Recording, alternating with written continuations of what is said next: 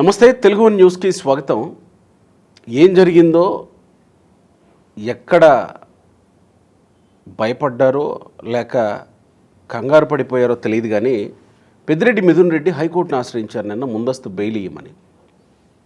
ఆంధ్రప్రదేశ్లో జరిగిన మద్యం కుంభకోణానికి సంబంధించి ఎఫ్ఐఆర్లో పేరు చేర్చినట్టుగా నాకు కొంత సమాచారం వస్తూ ఉంది.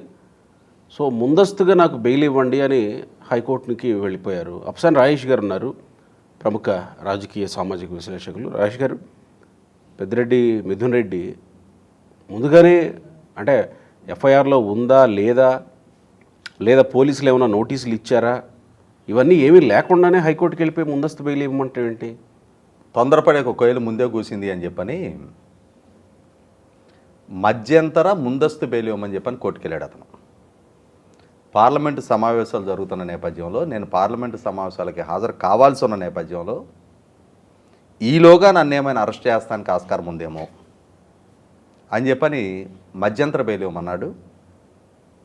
తర్వాత కుప్పంలో చంద్రబాబు నాయుడు గారికి వ్యతిరేకంగా నేను మా నాయన అక్కడ రాజకీయం చేస్తున్నందుకు గాను మా మీద కక్ష కట్టి రాజకీయంగా కక్షపూరితంగా మమ్మల్ని ఇరికించే ప్రయత్నం చేస్తున్నారు. రాష్ట్రంలో క్యాబినెట్ ద్వారా అమల్లోకి వచ్చిన మద్యం పాలసీలో ఒక ఎంపీగా నాకేం సంబంధం ఉంటుంది? నేను పార్లమెంటు సభ్యుడిని. అటువంటి మద్యం పాలసీలో నేను అక్రమాలకు పాల్పడ్డాను అని చెప్పని నన్ను అక్యూజ్డ్గా చేరుస్తున్నట్టుగా నాకు పత్రికలు చదివిన తర్వాత సమాచారం తెలుస్తూ ఉంది. కాబట్టి నాకు ముందస్తు బెయిల్ ఇవ్వండి అని చెప్పని కోర్టుని అప్రోచ్ అయ్యాడు. ఇక్కడ గమనించుకోవాల్సింది ఏంటి అంటే, ఈ మధ్యకాలంలో మనం ఢిల్లీ మద్యం కుంభకోణం గురించి విన్నాం, రీసెంట్గా తమిళనాడు మద్యం కుంభకోణం గురించి వింటున్నాం.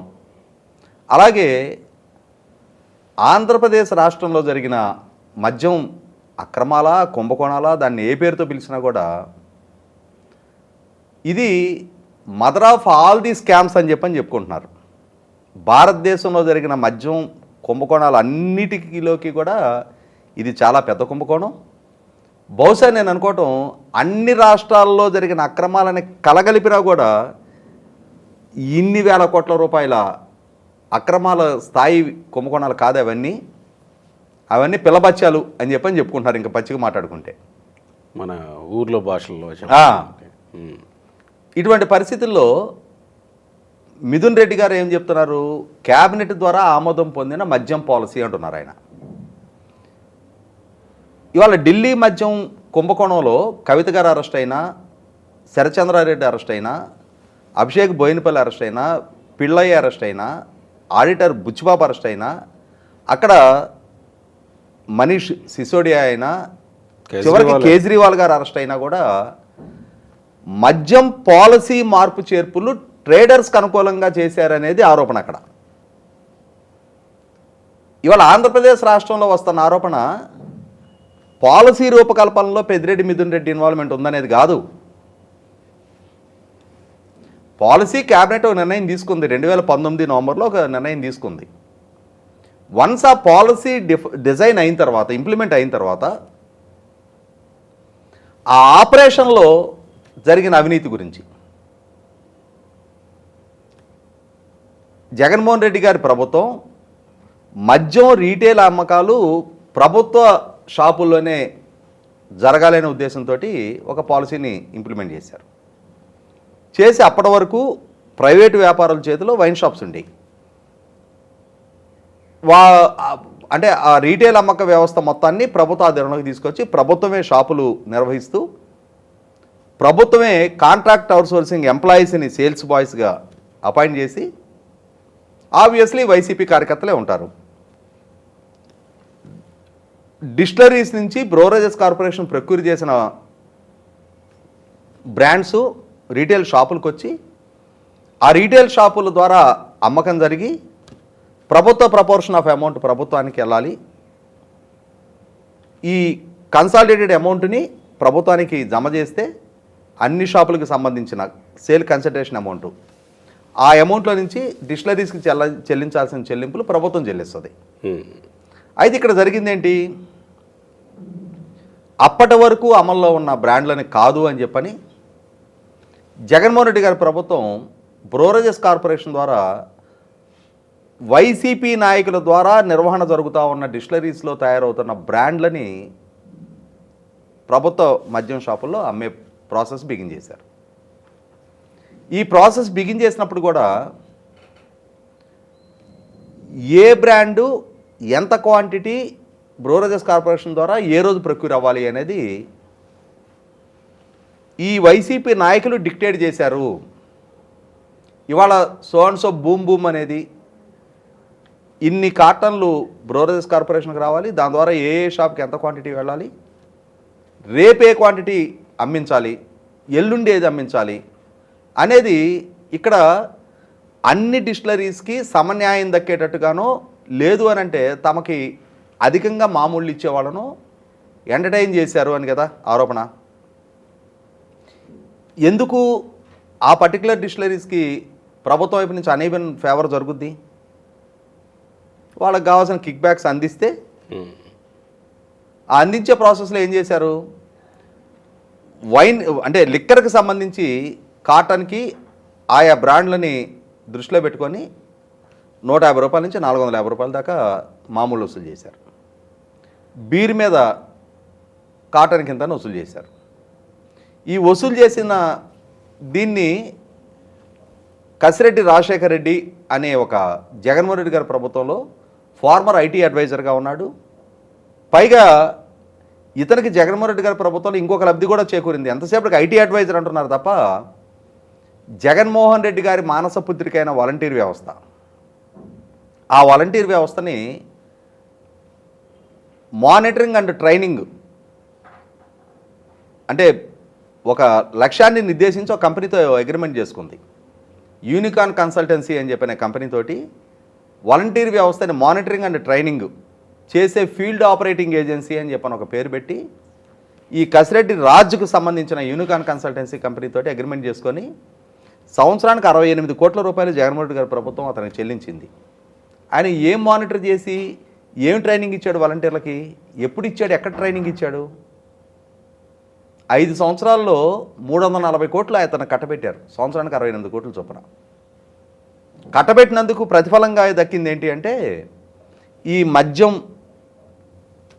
కొనుగోళ్ళు వ్యవహారంలో డిస్టిలరీస్ వాళ్ళ దగ్గర నుంచి మామూళ్ళు వసూలు చేయించి పెట్టే బాధ్యత అతనికి అప్పచెప్పారు. అతను కూడా డిస్టిలరీస్ వాళ్ళకి సమాచారం అందిస్తూ వాళ్ళ దగ్గర నుంచి ఇతని కొరియర్ బాయ్స్ అంట, ఆ కొరియర్ బాయ్స్ ద్వారా క్యాష్ తెప్పించుకొని ఆ క్యాష్ని పెద్దిరెడ్డి మిథున్ రెడ్డికి చేర్చితే మిథున్ రెడ్డి దగ్గర నుంచి హెడ్ ఎండ్కి చేరాయి. అంటే ప్రస్తుతం ఇంకా బాస్, హెడ్ ఎండ్ రకరకాల పేర్లతో చలామణి అవుతుంది. కానీ సుప్రీం అసలు సుప్రీం ఎవరనేది ఇంకా బయటికి రాలా. రప్పించాల్సిన బాధ్యత విచారణ వ్యవస్థది. ఎప్పుడు రప్పించగలుగుతారు? ఈ సో అండ్ సో ఈ ఆరోపణలు ఎదుర్కొంటున్న వాళ్ళందరినీ ప్రాసిక్యూట్ చేసి న్యాయస్థానం ద్వారా కస్టడీ పిటిషన్కి అనుమతి తీసుకొని వాళ్ళని కస్టడీలోకి తీసుకున్నప్పుడు విచారించిన సందర్భంగా వాస్తవాలు బయటికి రావాలి. మరి గుండెలు తీసిన బంటులు, పలు యుద్ధాల్లో ఆరితేరిన వీరులని చెప్పుకున్నట్టుగా పలు కుంభకోణాలు, దాడులు, దౌర్జన్యాలు, మాఫియా వ్యవస్థలను నడిపించడంలో ఆరితేరిన వీళ్ళు రేపు విచారణకు సహకరించి వీళ్ళు వాస్తవాలు విచారణ సంస్థలకి చెప్తారా? సరే, చెప్తారా లేదనే తర్వాత సంగతి. ఇక్కడ ఇంకొక అకృత్యాన్ని కూడా తెగబడ్డారు. వీళ్ళందరి ఆధ్వర్యంలో డిస్టిలరీస్ నుంచి బ్రోరేజెస్ కార్పొరేషన్కి సప్లై చేయకుండానే డైరెక్ట్గా షాపులకి పంపించారు. అంటే వాళ్ళ బ్రోరేజెస్ కార్పొరేషన్ డిస్టిలరీ నుంచి అఫీషియల్గా ప్రొక్యూర్ చేసి దాన్ని షాపుల ద్వారా అమ్మిస్తే అందులో 16 రూపాయలు డిస్టిలరీ వాళ్ళకి చెల్లిస్తే 84 రూపాయలు ప్రభుత్వానికి ట్యాక్స్ రూపాయల ఆదాయం వస్తుంది. ఈ 84 రూపాయలు ప్రభుత్వానికి ఆదాయం రూపాయలు ఎందుకు? ఒక 100 రూపాయల సరుకు ప్రభుత్వం నుంచి అమ్మితే ఒక 50 రూపాయలతో 60 రూపాయలతో డైరెక్ట్గా మన సరుకు కూడా అమ్మండి. ఇది ప్రభుత్వానికి ఆదాయం చెల్లించవసరంలా, లెక్క చెప్పాల్సిన అవసరం లేదు. ఎన్డీఏ కూటమి ప్రభుత్వం ద్వారా అసెంబ్లీకి సబ్మిట్ చేసిన వైట్ పేపర్లో 654 షాపుల్లో ఈ నాన్ డ్యూటీ పెయిడ్ లిక్కర్ అమ్మారు అని చెప్పని చాలా స్పష్టంగా ప్రభుత్వం ప్రకటించింది. అమ్మే ఆస్కారం ఉన్నప్పుడు 2900 షాపుల్లో అమ్ముతారు, 650 షాపుల్లో ఎందుకు అమ్ముతారు? అవును కదా. ఇవాళ ఒక చెట్టు కాయలు బాగున్నాయి అని చెప్పని గోడ దూకెళ్ళి కోసుకోవడానికి వెళ్ళారు, ఇంకా మొయ్యగలిగిన కోసుకొనే వస్తారు. పైగా అక్కడ కాపలా కాసేవాడు ఎవడు లేడు కదా. అలాగే ఇక్కడ కూడా డిస్టరీసు అధికంగా ప్రొడ్యూస్ చేసి బ్రోరేజెస్ కార్పొరేషన్కి అంటే వాళ్ళకి అప్పచెప్పిన క్వాంటిటీ కాకుండానే వీళ్ళు అదనంగా ప్రొడ్యూస్ చేశారనే సాక్ష్యాధారాలు విచారణ సంస్థ నిర్ధారణ చేసుకుంది. వాళ్ళ ట్రావెలింగ్ లాగ్ బుక్స్ అన్నీ నిర్ధారణ అయినాయి.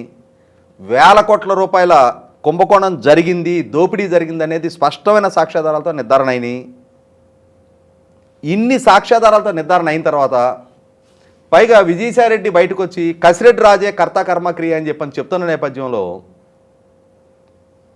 ఏమో గుర్రం ఎగరవచ్చు అన్నట్టుగా రేపు కసిరెడ్డి రాజు ఒకవేళ కన్ఫెస్ అయ్యి ఈ మధ్య ఒకనాడు విజయసాయిరెడ్డి అప్రూవర్గా మారతాడనేది మనం విన్నామా?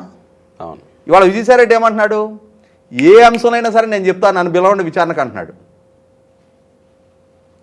విజయసాయిరెడ్డి వాంగ్మూలం ఇచ్చినట్టుగానే రేపు కసిరెడ్డి రాజు కూడా వాంగ్మూలం ఇస్తే అది ఎక్కడ తను పుట్టుముంచుద్దని చెప్పని పెద్దిరెడ్డి మిథున్ రెడ్డి ముందస్తుగానే న్యాయస్థానాన్ని అప్రోచ్ అయ్యి రేపటి రోజున కేసు నమోదు విచారణ అల్టిమేట్గా నేను గిల్టీ అని ప్రూవ్ అవుతానో లేదో తర్వాత సంగతి, ప్రస్తుతం అయితే అరెస్ట్ కాకుండా కాపాడబడాలి అని చెప్పని ముందస్తు బెయిల్ కోసం అప్రోచ్ అయ్యాడు.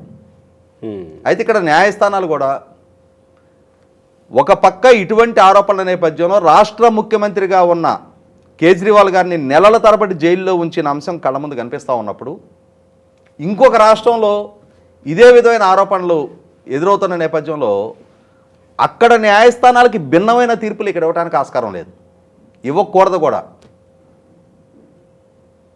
కాబట్టి వీటిని పరిగణలోకి తీసుకొని న్యాయస్థానాలు కూడా ఇటువంటి ఈ ముందస్తు బెయిల్ ప్రయత్నాలని ఎంటర్టైన్ చేయకూడదు.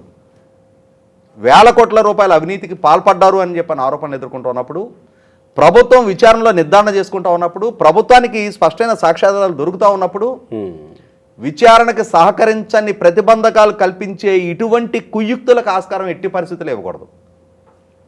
కాబట్టి న్యాయస్థానాలు కూడా వీటిని పరిగణలోకి తీసుకొని విచారణ వేగవంతం కావడానికి, విచారణ ప్రాసెస్లో తాము అడ్డుగోడగా నిలబడకుండా ఉండటానికి ఆస్కారం కలిగించాలి.